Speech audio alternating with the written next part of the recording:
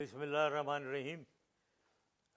आज मैं देख रहा हूँ तमाम टीवी चैनल्स पे कि बेनज़ीर भुट्टो की बरसी पे ये पीपल्स पार्टी के लीडर्स, ख़ास तौर पे बिलावल भुट्टो, नारे लगवा रहा है उधर एक क्राउड के सामने।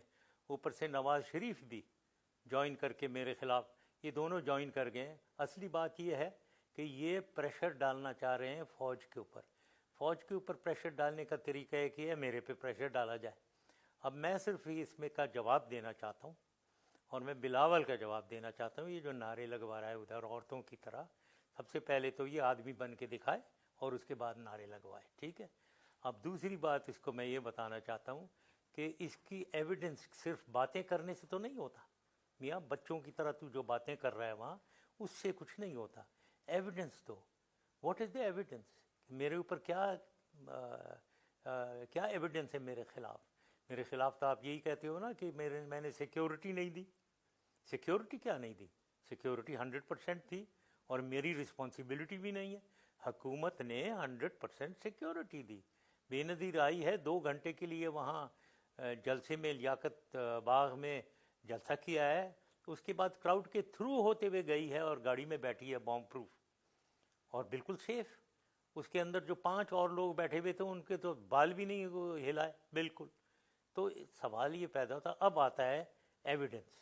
एविडेंस आती है और एविडेंस में सबसे पहली चीज़ कि बेनिफिशियरी कौन है, कौन, किसको फ़ायदा, किसको हुआ सबसे ज़्यादा? मुझे तो कोई फ़ायदा नहीं हुआ। मैं तो अगर कुछ ना करता, बैठा होता, तो मुझे तो ये बाहर के पावर्स जितने भी हैं, सोल सुपर पावर अमेरिका, वो तो नहीं चाहता था कि मैं हटूँ। तो वो तो चाहते थे मैं प्रेसिडेंट रहूँ। तो मुझे क्या, मुझे तो कुछ भी नहीं हुआ। तो ये मेरी तो एग्रीमेंट बेनज़ीर के साथ हुई भी थी।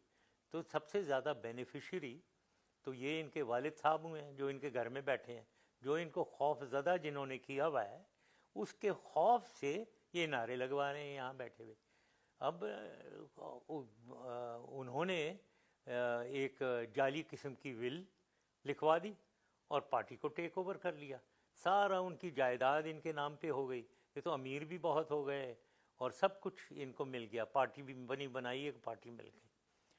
कि अब बहुत सी चीज़ें अगर देखी जाएं तो ये जो गाड़ी थी इनकी बॉम्ब प्रूफ, जो कि बाहर की बनी हुई A1 बॉम्ब प्रूफ गाड़ी इनको मिली हुई, उसके छत पे वो जो कहते हैं ना कोटली लोहारा से छत कटवा कर ना उसका हैच बना दिया उठाकर।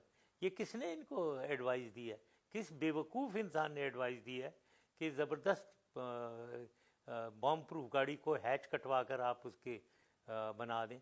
और उसके बाद किस बेवकूफ़ आदमी ने इसको 3 दफ़ा टेलीफोन किया है बेनज़ीर को कि वो छत से निकले और लोगों को